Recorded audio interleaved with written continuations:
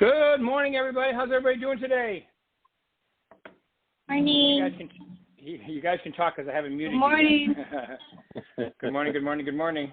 All right. Well, welcome. Welcome to May 3rd. Okay, so we are in the second month of the second quarter of the year. Hopefully you're exactly where you want to be goal-wise. And if you're not, you still got plenty of the year ahead of you to do that. Yo. All right, we are very fortunate today to have John Ingram from Axia Mortgage. John, you there? I'm here. How are you, Rick? Hello, everybody. All right, good. Hold on one second. I forgot to do one thing. Hold on one second. I got to do one quick thing here.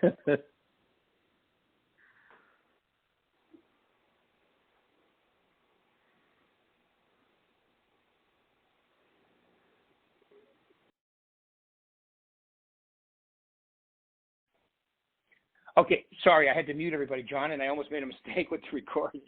So, John, you have to hit *6 on your phone, and then we can hear you. *6, please, and just let me know when you've done that. Okay, now I got you. There he is. Okay, John. So, John, before we get into it, just tell them a little about yourself, because some people on the call, maybe California and Arizona as well as Nevada. So just tell them a little about yourself and what you do, Sure. please. Yeah, no problem. So I'm the one of the local market leaders for Axia Home Loans in the Las Vegas market. I've actually been tied to the Berkshire relationship for about 18 years. Spent my whole career working in the realtor-facing world, and basically helped to manage the relationship between Axia and Berkshire Hathaway. We run a team of loan officers. My job every day is basically educating our loan officers, working with them and their problems and the things that always happen in mortgage financing, and ultimately educating realtors and everybody I can. Yeah, and this market's a little crazy for you, isn't it? It is. It's a rare thing. I mean, there's a feverish tone to this marketplace right now. And it'll be interesting to see, how we find our way through it and out of it. It's funny when it's not that, and I like the way Mark talked about this recently, Mark Stark. This is not a crazy market. This is not a insane market, this sort of thing. This is the market, right? And it is one that is simply, on fast forward. That's the way I like to talk about it. It's not like there's, one of the things he said to me was, there's not a shortage of inventory here. You look at the Las Vegas market, we typically do 3,500 transactions a month. We did 5,000 last month. That's not because of a lack of inventory, because the unit transactions would be down, right? We're just moving a heck of a lot faster. And it's creating a lot of sort of uncertainty, speculation, and that sort of thing that is making it really interesting times. Wow. Over the last 20 years, this mortgage and real estate has been on a roller coaster ride. We've seen different faces to this market like I'd never imagined between the lows in 209, 210, and then all the way now back up here to where we're even higher than we were in 2006. It's really, really interesting times. Yeah, and if it goes the way it goes historically, it's going to go a heck of a lot higher. So put your seatbelt on. And I can't tell you how many agents I have to talk to about that, what you just said. About what Mark says is there's no listings. No, there's plenty of listings. They're just selling fast. So that's correct. You're right. The numbers are actually more. So as soon as you tell yourself, well, there are no listings, guess what? Well, why would you prospect and go after them? Because they don't exist. It's a waste of your time. Sure. Yeah, and it goes to really, I think, the biggest question that realtors are maybe asking themselves and their clients that are asking realtors is, is this a healthy market? Where does this go? Are we going to see a crash? All these type of things. And I think that we have to stay focused on the truth and not just the feelings of what we're going through on a daily basis. I mean, I think, just to kind of give this answer to everybody listening, where does this market stop? Like, when do house prices stop going up? My opinion is when affordability stops. right? These prices can go as far and as high as affordability will allow. And it's really two major, there's three pieces to it, right? Home prices make up a part of affordability. Major one that's on the second layer in my world, interest rates.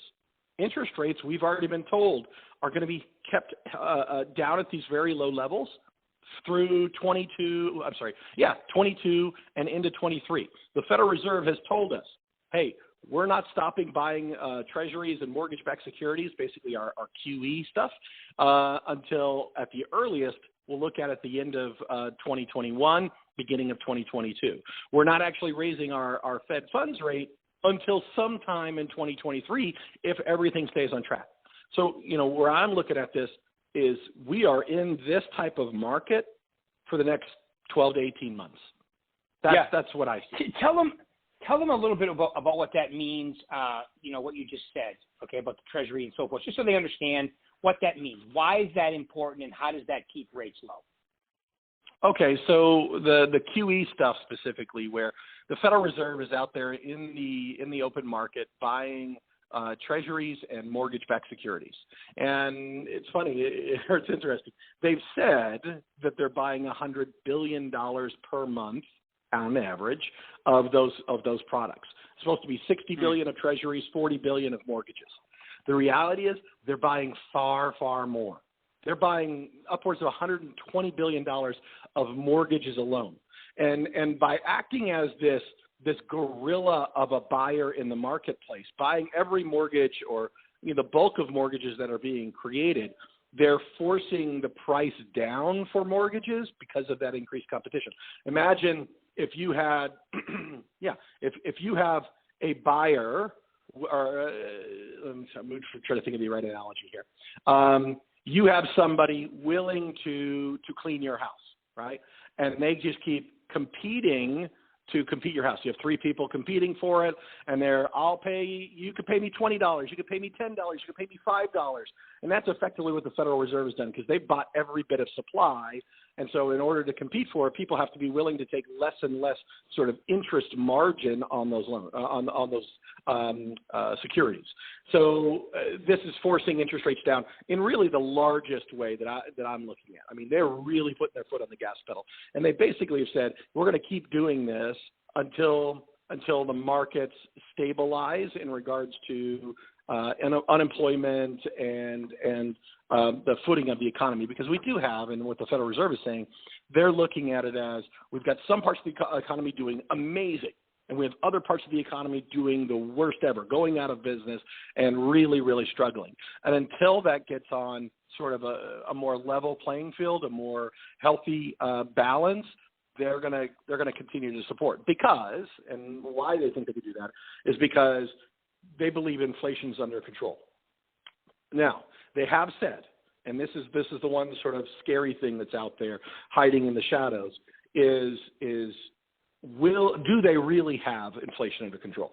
We all have seen or are seeing and expect to see more inflation in our numbers. You see the price of lumber, you see the price of steel, you see the price of Clorox bleach, everything out there. There's been an increase in the cost of producing that, and an increased cost to the consumer. That is effectively inflation, right? And so we're seeing some hot reads where the Federal Reserve has said we want inflation to run about 2%. The last reading was 2.4, and I believe in about a week and a half, 2 weeks, we're going to get the next reading, which is going to be even higher, maybe as much as 2.7%. That's way higher than what they want. Normally, they'd be scared of that, but what they're looking at is it's transitory. There's been disruptions to the supply of things, not enough workers, factories being shut down for COVID, different things like this, interrupting the core supply into the economy of certain items, which is feeding inflation in a passing manner. And so they are not worried about inflation sticking there. They expect it to rise and then settle back towards their range, and so they're very comfortable keeping their foot on the gas pedal until this economy really gets chugging again. The same thing is happening in Europe. They're buying their own their version of treasuries in the ECB. And so it's happening sort of around the world to kind of stabilize and support this marketplace. So nice. Pulling this back to housing, it's just going to mean that we're going to have sort of a new normal when it comes to interest rate. The days of you seeing 6% interest rates, you may never see them again. Right. But that's great. I mean, there's nothing on the radar that kind of says that we'll ever do that. Generally, and this is kind of a hidden truth in economics, that the more debt a society holds, the lower their interest rates go to be able to support that debt. So as the U.S. And every other country this happened in has been this result. The more debt we take on, the lower interest rates have to go to be able to support that. And you actually see interest rates fall instead of rise. And it's a little bit counterintuitive, but it actually is what history has taught us in watching this in Japan and in other places around the world. But we can expect that. And so this new level of affordability in our housing market is probably here to stay. Now, let me give it one more, and I know I'm running on here, but no problem. Where are interest rates going this year? My guess, in my opinion, is that we're going to see interest rates kind of peak out in the middle threes, 3.5, 3.75. That's probably the peak we're going to see in 2021. They ran about, call it 0.5%. From the beginning of the year, just prior to the election, after the election, they ran a little bit up. They've now settled back and are coming off of that peak a bit. So you've seen them come back down, and we may be here for a little bit. But I think that next inflation report's going to scare them a little bit and probably push us up another little notch. But that's my expectation. And if you look at it in a historical lens, 3.5, 3.75, 4%. Is a half of the historical average 30-year fixed interest rate, which is up near 8%. It's like when you spoke at Success Series, you told them that in the history of mortgages, there's never been a time where you take a mortgage and a 30-year mortgage and immediately, 45% of your payment goes to principal, where it's usually like 10%, for the first few years. That's incredible. The math is amazing for people. Yeah. Yeah, so you that have people, still holds. Well, you have properties appreciating, and you're paying them down faster. So it's a super, people try to compare this. As VP of sales for the company, I get all kinds of marketing stuff and sales training, and I'm getting these on, learn how to work with REOs because they're coming, become a short sales specialist. And I laugh and I'm like, wow, selling fear is always something that you try to do. But what people, it's such a big difference compared to that market. And we could go on and on. Yeah. But, there's a third of this market, pretty much, 28, 30% of this market is buying cash. Sometimes more. I think in California, it's even a little bit more. Yeah, it's really picked up. That's crazy. Look at the stats. Yeah. Yeah. Not as bad as what we saw, or not as good as what we saw in, say, 2010, where they were upwards of 50% of the transactions were coming in as cash. But even at these elevated price points, you have cash coming off the sidelines, taking an even larger portion of the marketplace than we saw 2 years ago. And it's really, I think it's as they see the prices start to run, it feeds on itself. And that goes to one of the sort of, I think, truths in our humanity is when rates fall, people buy and sell and they move, right? When rates go up, they do the same thing. They buy and sell because they don't want to miss out on the opportunities. Fear of loss and losing out is a huge motivator. It's only when they're flat and they don't move at all that people become complacent and kind of stuck in place ultimately. It's anytime we have movement in either direction, there are people sort of taking sides on what is good for them to do. They look to make decisions, and that's where we're at in this market. You've got, as realtors and as lenders, we have a population of people looking to make decisions. And so if you have good conversations with them about real estate and about what they want for themselves in their homes and in their investments, that sort of thing, you'll find your opportunities. Yeah. Yeah, we have never had this many transactions. We're going to set all kinds of records this year. I go, now listen, I used to say things like, unless something crazy happens. Well, something crazy happened a year ago, but I mean, we still kept on rocking. Right. This year, unless a meteor or something hits the planet, you know, this market is going to, right? Unless something crazy, because we've already had the pandemic, and this market's going to be incredible, and I believe we're going to keep setting records. Look, one of the reasons, the other thing is we haven't mentioned this yet, is, like in 2005 and 6, builders overbuilt the market. Well, now, because of that, they've actually underbuilt the market. So your resale and everything else is always going to be cranking because it's like diamonds, you know. That's why they're expensive. There's only so many of them. For 15 years, we didn't build enough homes to support the growing population. And now we've got it exacerbated by supply issues, where even if they wanted to potentially build more homes, the expense is way up because there's issues with lumber supply and different metals. So that's further exacerbating this shortfall that we have, and is pushing up prices to basically new highs. Yeah, crazy. It's crazy, and it's great. So, but like you said, the market is this is just the market, just the way it is right now, and there are listings out there. Plus, here's the next wave. You know, I think a lot of this is because of what we just mentioned with the builders and the inventory, but we've also got millennials out there now believing this is, you know, especially in Nevada and Arizona, where you can still buy for the same or less than renting. It's at least the same, where in California you can't do that. So all three markets have unique situations. California, more people are listing, so that's going to solve that inventory problem a little bit, all right? And Arizona and Nevada, well, the reason it's appreciating so much is the buyers that are coming from areas that their houses are worth a heck of a lot more, so they seem like a deal. Sure. And so that's going to self-perpetuate even further and even more. And who knows? Okay, if we look at the market historically, and I'm going to make a bold statement here, John, okay? This could be the one time that it doesn't follow the trend. But the last three trends have been the same, okay? The market tanks, it goes up, it meets the value, and it goes 35 to 50%, sometimes more. So if that happens, we just started in the appreciation, right? And then it tanks again. I'm not sure, because of a lot of the things you just mentioned.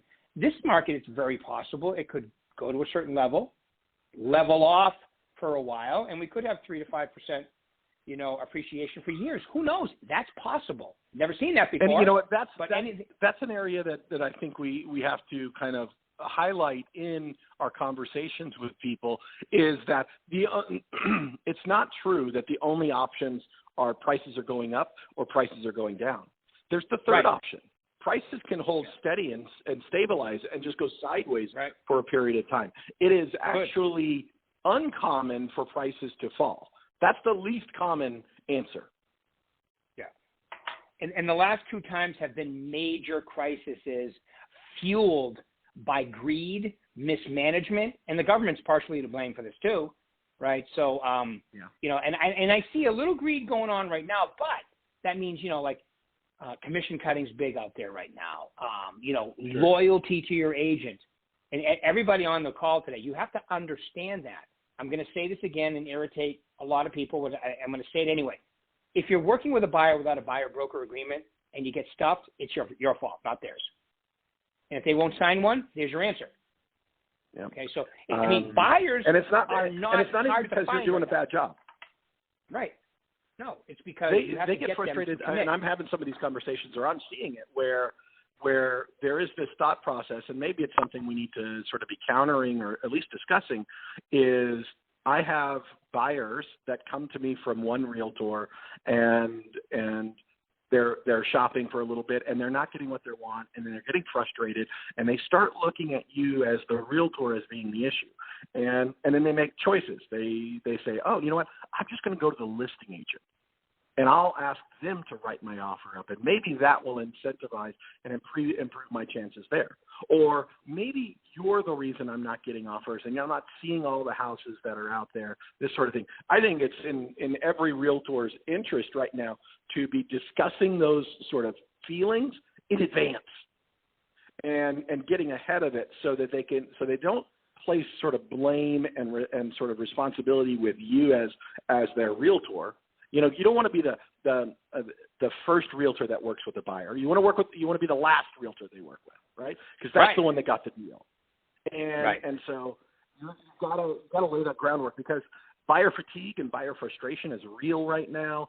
And it is something unfair to you guys. You know, besides the other issues of, commission competition and builders starting to cut you guys out and now again. And they always cut us out as lenders. If I'm not the builder's lender, I'm always cut out, right? But you see that now they don't feel like they need you guys as much. But I think having these conversations, making sure that you're staying in tune with what is my buyer's viewpoint about this process, and how can I sort of keep them focused on where we need to be focused on, needs to be part of your toolkit right now. Right. Totally agree. Absolutely. And okay, so we've given them. Let's talk a little about. I know you gave them a prediction on rates, but where are they at right now? Government loans like FHA, VA, upper 2s. Conventional loans, lower 3s.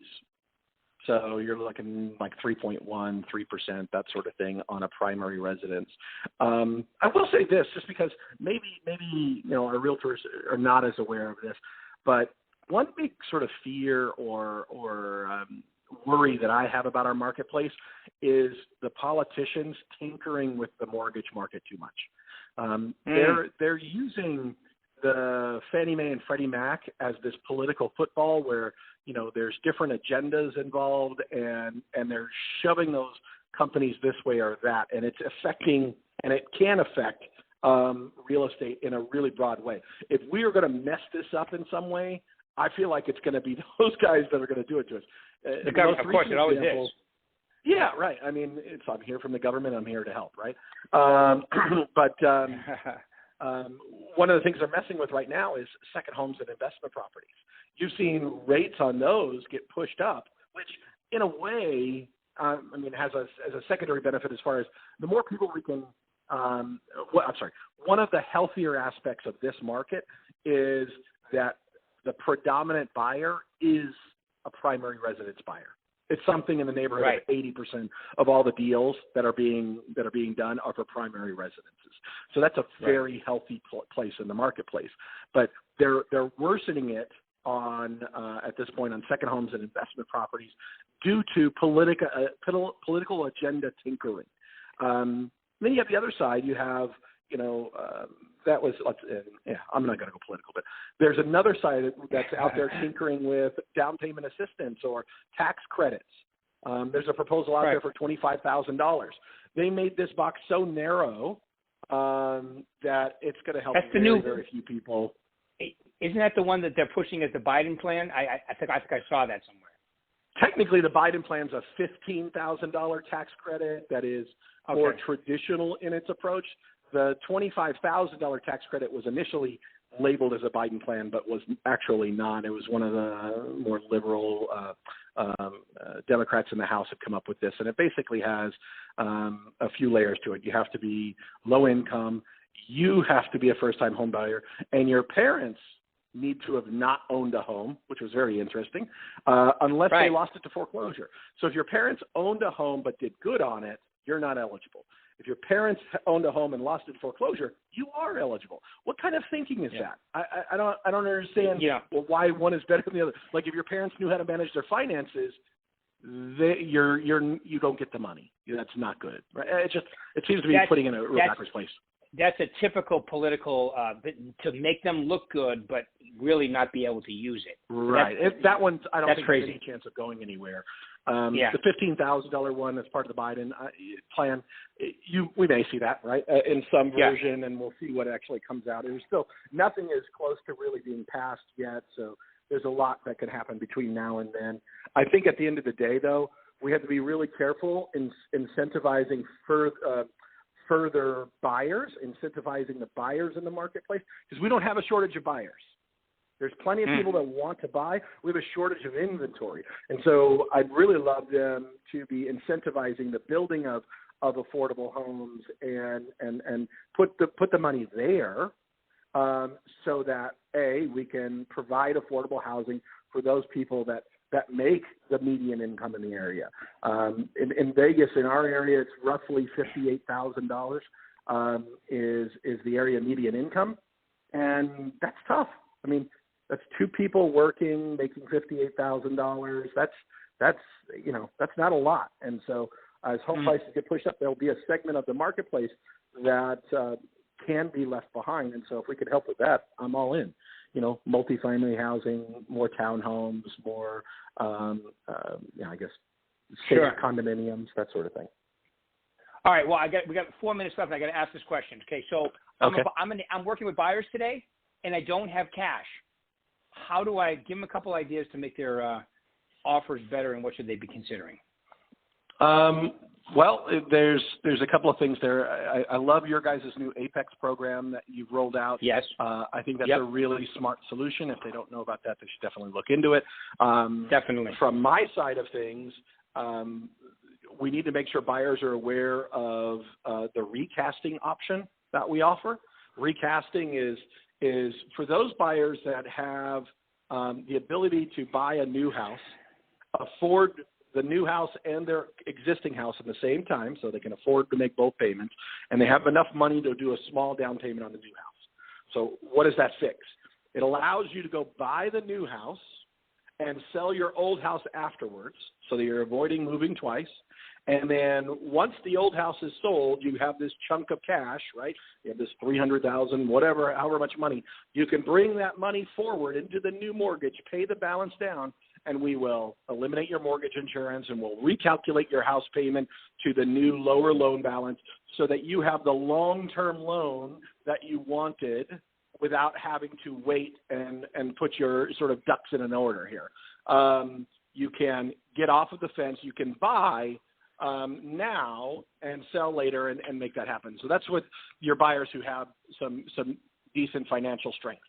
And then that's great. Beyond those scenarios, you might look at a couple of things. One, Axia is now offering our $10,000 seller guarantee, which basically says if your buyer goes through our full credit approval, meaning we've sent you through underwriting, we've got you fully approved, you go through that process, we will guarantee the seller, meaning we will actually sign almost a contract with the seller that says if this buyer does not close due to the financing, we're going to write you a check for $10,000. Right. So other than you paying cash, that's as solid a financing as you can get. Right. And then the other things that we can do or that we're using in this market is simply trying to improve your contingencies. Right. How do you write a shorter appraisal contingency, a shorter finance contingency? The credit approval process really helps with the finance contingency because you can write that at 10 days if you wanted to, or 5 days, just enough to get the prelim and things in place. When it comes to appraisals, make sure your buyers know that they can pay for rush appraisals. We can offer the appraiser more money to do that job faster. And so instead of writing a 20-day appraisal contingency, maybe you're writing a 12-day. You can always throw a little money at it. And then lastly, I think when it comes to competing on price, I think more agents should be looking at offering to pay the seller's closing costs or some portion of it rather than continuing to crank up the price of the house, right? So when we raise the price of our offer, or the amount of our offer above what the appraisal might support, your seller gets more and more nervous, right? We're all smart enough to know when the house is not going to appraise. And yes, the most common tactic is to say, all right, I want some verbiage in the contract that says you'll pay X number of dollars above the appraised value. Well, you can also work at that same sort of area by offering to pay the transfer tax, offering to pay the seller's title fees, offering to put dollars back into their pocket in that way without affecting or being at risk on the appraised value. Okay. Awesome. All right. All tremendous ideas. All right, awesome. Okay. Great information, John. Really appreciate it. It gives me an understanding of, why interest rates where they are, why they should stay, how long, what you can do to make your offers better. It's been incredible information, John. I just want to say thank you very much. John Ingram from Axia Mortgage, ladies and gentlemen. Appreciate your time, my man. Thank you very much for taking your time out. Thank you. All right, my man. All right, buddy, we'll do this game of the week. Thank you. Go out and get them. Take advantage of this awesome market. Thanks for your time.